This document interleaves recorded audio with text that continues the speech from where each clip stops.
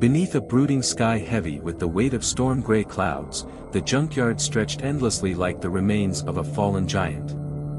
Its rusted skeleton and shattered wires sprawled toward a barren horizon, a somber reminder of forgotten wars and abandoned ambitions. Scattered throughout the wreckage were remnants of twisted metal and faded emblems, relics of another time. The air hung thick and oppressive, broken only by the occasional creak of steel as the wind wove through the debris like a restless phantom. Tom paced through the desolation with steady steps, his boots crunching over gravel with a practiced rhythm.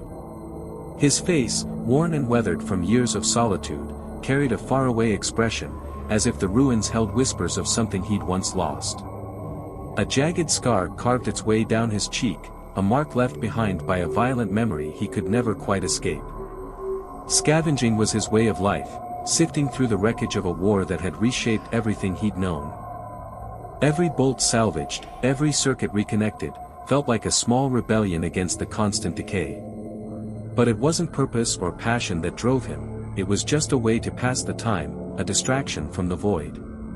Today, though, something unexpected broke the monotony. A flicker of light caught his eye, a brief, sharp glint from the depths of a towering mound of metal. His curiosity stirred, sending a jolt through his chest. What could it be? He hesitated for only a moment before moving closer, heart racing with cautious excitement. Nestled among the corroded remains of old mechs was something unlike anything he'd ever seen. It stood out sharply from the surrounding ruins, sleek, smooth, and unnervingly pristine. The surface of the machine shimmered faintly, somewhere between a metallic sheen and the texture of skin. Tom crouched beside it, his fingers brushing its cold frame. Beneath the surface, he felt a faint thrum, like the pulse of a dormant heartbeat. Its sensors, small, dark lenses arranged like unlit eyes, seemed to follow his every move, their stillness somehow more unnerving than if they had been alive. The mystery of it gripped him in a way nothing else had in years. He had spent countless days picking apart rusted machines, but this one was different, a secret wrapped in steel and shadow, daring him to uncover its truth.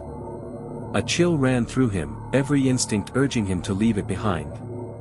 There was something deeply wrong about the machine's silence, about the dark eyes that seemed to watch without seeing. But an unshakable compulsion anchored him there, a need to confront the unknown, even as it filled him with dread.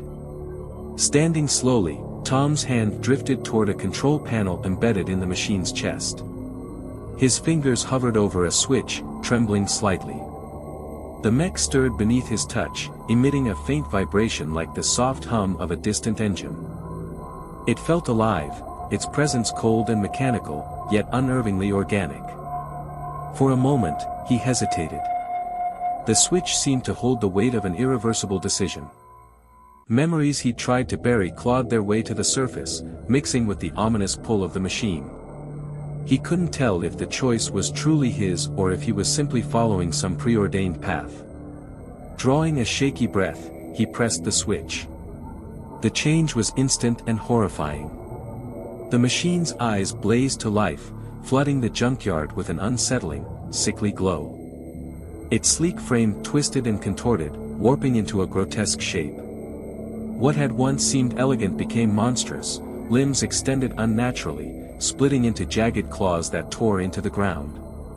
Its joints and wires rearranged with an unnatural fluidity, transforming it into a creature more nightmare than machine.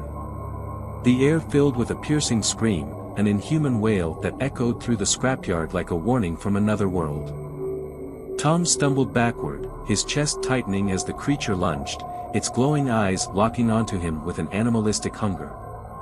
I bolted without a second thought, my pulse hammering in my ears as I darted through the maze of wreckage. The jagged skeletons of the past loomed around me, forcing me to zigzag through twisted beams and leap over rusting heaps of machinery. Behind me, the sound of tearing metal and heavy, clawed limbs smashing into the ground made my blood run cold. The thing was fast, terrifyingly fast, its claws raking the earth and sending showers of sparks flying with every stride. Panic fueled my every step as I fought to keep distance between me and the nightmare that had come alive. Then, cutting through the chaos, I heard something. A voice. It was faint at first, barely more than a whisper that seemed to echo in my head. "Help me," it said, fragile and distorted, its words tangled with static. "Please, don't leave me in here." The voice trembled, raw with pain and desperation. I nearly stumbled as the sound hit me like a punch to the gut. My lungs burned as I ran, but my mind snagged on the impossibility of what I'd just heard. A voice? From that thing? I couldn't believe it, and yet it was there, a broken plea that gnawed at something deep inside me. I slowed, my steps faltering against my better judgment. Every survival instinct screamed at me to keep going, but the voice came again, shakier this time, filled with a kind of suffering I knew all too well. "Please, don't leave me like this. I can't control it." My breath hitched, and I finally stopped, heart pounding as I risked a glance over my shoulder. The creature had come to a halt, its monstrous form framed by the jagged remains of the junkyard. Its glowing eyes burned like twin embers, but the rage I'd seen earlier was gone. In its place was something far worse, awareness. For a moment, I froze, staring into those haunted, flickering lights. There was something eerily familiar in them, like looking into a cracked mirror reflecting the pieces of my own broken past. The memories hit me all at once, sharp and unforgiving. I hadn't always been this shadow of a man. Once, I was an engineer, a builder, a dreamer, a husband, and a father. I'd believed in the power of progress, in machines that could make the world a better place. But that faith had cost me everything. A failure, a catastrophic, senseless failure, had stolen my family and left me hollow. The machines I'd trusted had betrayed me, and in their wake, they'd left nothing but pain and ruin. I'd come to this junkyard to escape it all, to bury myself in the remnants of a world I no longer wanted to belong to. For years, I had lived among the rusted shells of machines, haunted by their silent accusations. And now, standing in the shadow of this monstrous creation, it felt like the past had clawed its way back to confront me. But this time, the machine wasn't just a soulless relic. There was something inside it, a voice, a presence, a soul, maybe. And that voice wasn't evil. It was pleading, broken, desperate. I didn't choose this, it murmured, the words barely audible over the static that crackled around them. They made me this way. I felt a shiver crawl down my spine as the truth settled over me like a shroud. This wasn't just a machine, it was something alive, something trapped. I'd heard whispers years ago about secret military experiments, about projects that blurred the line between man and machine. Project Chimera. Weapons that could think and feel, built to obey but doomed to suffer. My fists clenched as a bitter wave of understanding swept through me. This wasn't a monster, it was a prisoner, twisted into something it never chose to be. And for the first time in years, the fear inside me began to fade, replaced by a simmering anger. I had spent so long running from the machines that had destroyed my life.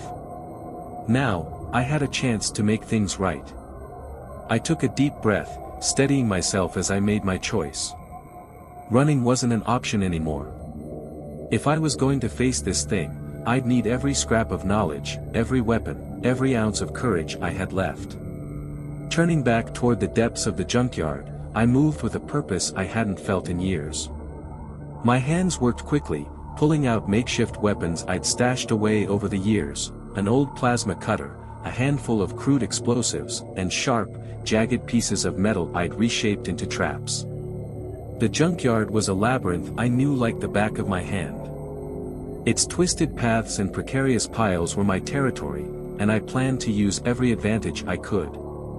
If this thing wanted a fight, I'd give it one. Piece by piece, I'd tear it apart, because I wasn't just battling a monster anymore. I was fighting for something bigger than myself.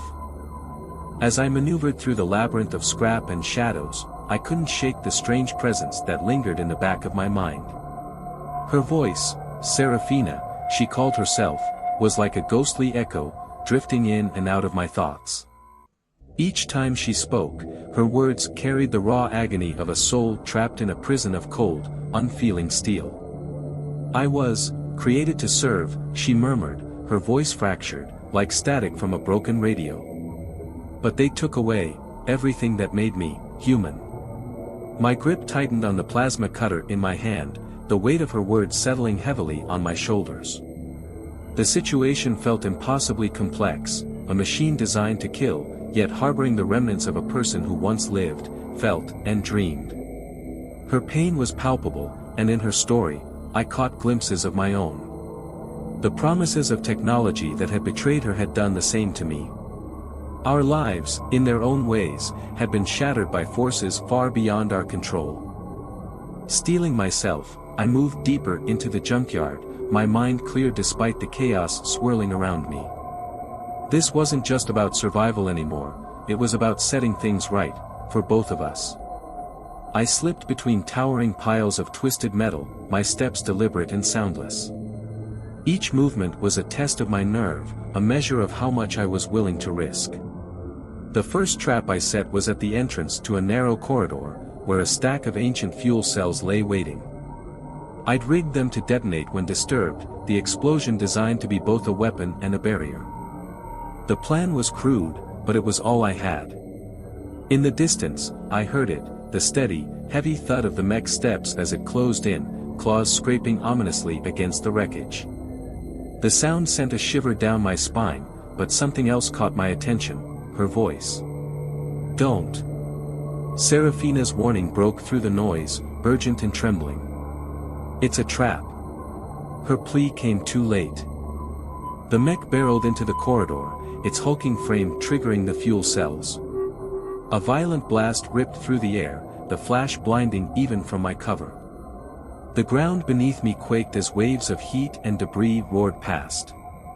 I shielded my face, bracing against the shock. When the chaos settled, I cautiously approached the wreckage, my heart racing. Smoke and ash choked the air, and shards of twisted metal were strewn everywhere. The corridor was sealed off, buried beneath the smoldering remains, but the mech itself was nowhere to be seen. A fleeting relief washed over me, but it was quickly replaced by the cold grip of reality. This wasn't over, not yet. Her voice came again, quieter now, tinged with pain. "It hurts, so much." Guilt clawed at me. I hadn't wanted to hurt her, but what choice did I have? My every action felt like a betrayal, even as I told myself it was the only way. I pressed onward, weaving through the chaotic maze of the junkyard, setting more traps where I could. Each step brought me closer to the next encounter, and each step made the weight in my chest grow heavier. Eventually, I lured the mech into a cluster of rusted containers. The narrow spaces worked to my advantage, giving me just enough time to strike. I lunged with the plasma cutter, its blade hissing as it carved through the creature's armor. Sparks flew, and the acrid smell of scorched metal filled the air.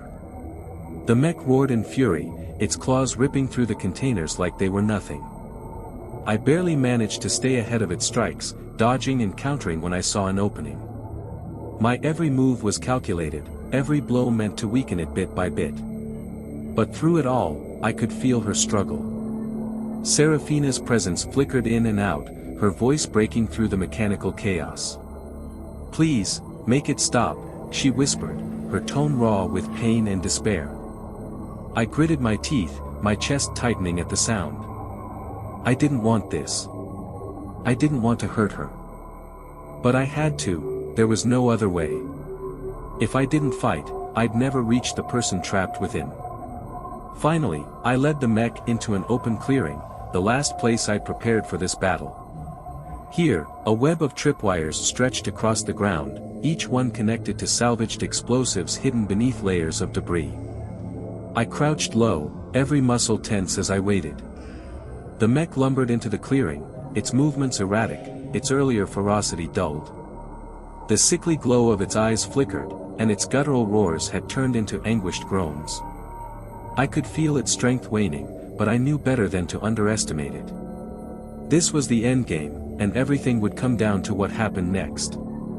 As the mech stumbled into the tripwires, I threw myself behind a pile of scrap. A split second later, the clearing erupted in a series of deafening explosions. The ground trembled beneath me, and the air filled with a blinding mix of smoke, fire, and flying debris. When the chaos subsided, I pushed myself up, every muscle in my body aching and my ears ringing from the shockwaves. The scene before me was unrecognizable, a cratered wasteland where the clearing had been. At its center lay the mech, its once imposing form now twisted and broken. Cautiously, I approached, my heart hammering as I scanned for any sign of movement. The glow in its eyes had dimmed to a faint flicker, barely holding on. Then, through the faint hum of dying machinery, I heard her voice again. "Thank you." Seraphina's words were a fragile whisper, carried by a sorrow so deep it made my chest tighten. "You freed me." I knelt beside the shattered machine, my hand brushing against its battered, icy surface. Beneath the cold metal, I could feel the last traces of life slipping away, her presence fading like a dying ember. "I'm sorry," I murmured, my voice cracking under the weight of my guilt. "I'm so damn sorry for what they did to you." Her response came softly, her voice barely audible. "It's all right.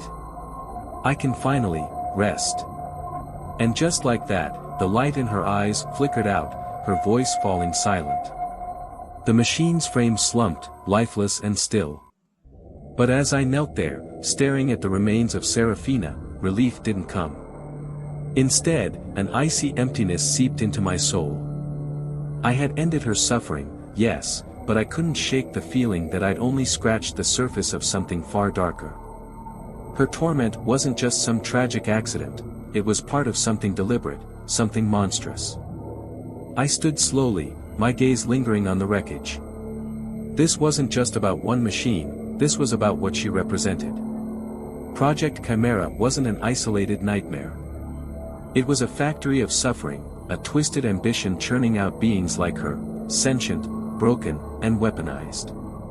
How many more were out there? How many were still waiting to wake, trapped in forms they couldn't control, doomed to wreak havoc against their will? The weight of those unanswered questions bore down on me like a lead blanket. The junkyard had always felt like a place apart from the world, a limbo where I could exist without consequence. But now, as I looked out past the towering heaps of scrap, the horizon seemed to stretch into something darker, a battlefield I hadn't chosen but couldn't escape. I left the junkyard behind, my feet dragging against the gravel. The silence of the wasteland pressed in around me, heavy and oppressive, but it wasn't the same as before. Now it carried whispers, of doubt, of guilt, of a war I hadn't asked to join. Every step felt like it was taking me closer to something I couldn't see, couldn't understand. I wasn't heading toward redemption, I was walking straight into the maw of something far worse. I glanced back once, at the shattered remains of Seraphina. Her ghost clung to me, not in anger, but as a reminder of what I'd seen, what I'd done. The world beyond the junkyard wasn't waiting for salvation. It was waiting to devour whatever scraps of humanity it could find. And me? I wasn't a hero. I wasn't even a fighter. I was just a man, burdened with a truth I could never unlearn, heading toward a future I didn't want to face. With every step into the unknown, a chilling thought followed me: was I still free, or had I just become another pawn in the same twisted game? The road ahead wasn't a path, it was a descent. And I was walking straight into its jaws.